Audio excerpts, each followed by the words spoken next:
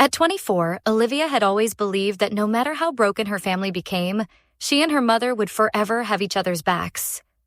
Growing up in a home with an abusive father had forged what she thought was an unbreakable bond between them, a silent promise that they would protect one another when no one else would. The walls of their home had witnessed countless episodes of violence and fear.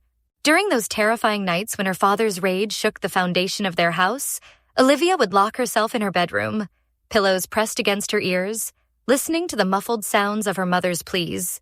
By morning, she would emerge to find her mother with concealed bruises and a forced smile, whispering that everything would be okay, that they had each other, and that was enough. But there was another horror unfolding within those walls that her mother couldn't see, or perhaps chose not to. From the age of 12, Olivia's grandfather, the man who should have been her protector, had been systematically abusing her. His visits to their home became a countdown to trauma for Olivia, who learned to disappear into herself, to float above her body as his hands committed unspeakable violations. For 5 long years, she carried this burden alone, believing somehow that speaking about it would shatter what little stability remained in their fragile home. At 17, after a particularly haunting episode that left her trembling in the shower for hours, Olivia finally gathered the courage to tell her mother. With tears streaming down her face, her voice barely above a whisper, she revealed the years of abuse she had suffered at the hands of her mother's father.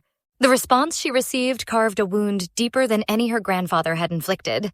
"Please don't tell anyone," her mother had begged, eyes darting nervously toward the door as if the family's neighbors might be listening. "It would destroy our family. He's old. He doesn't know what he's doing." In that moment, Olivia saw clearly what she had been too young and too loyal to recognize before. Her mother's protection had limits, and they stopped precisely where her own comfort became threatened. College should have been Olivia's escape, but instead it became the place where her body finally rebelled against years of buried trauma.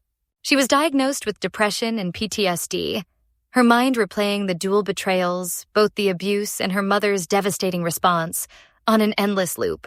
Yet even then, when she learned her father had become violent toward her mother again, Olivia dropped her therapy sessions to rush home and stand as a human shield between them, still desperately trying to protect the woman who had failed to protect her. After her parents finally separated, Olivia painstakingly created a sanctuary for herself. Each carefully chosen piece of furniture, every color on the walls, the specific arrangement of her belongings, all were deliberate choices to reclaim control over her environment, to build the safe space she had never been granted as a child.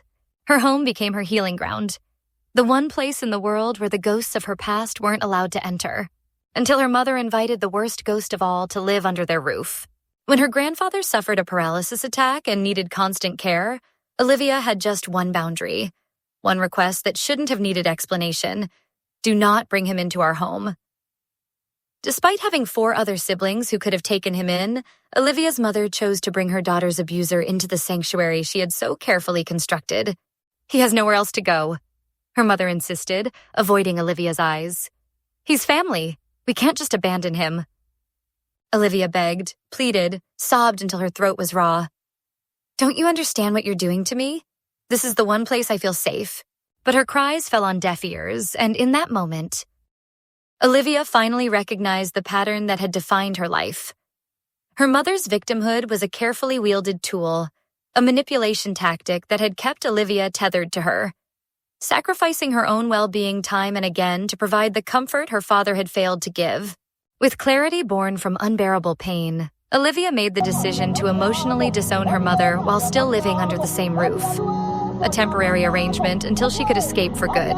She stopped consulting her mother about decisions, ceased sharing details of her life, and built walls around her heart that were higher and thicker than those of the house they shared. Her mother, unused to this newfound resistance, resorted to increasingly desperate tactics, bringing up Olivia's past relationships, mentioning private details about boyfriends from college, anything to regain control through guilt and shame.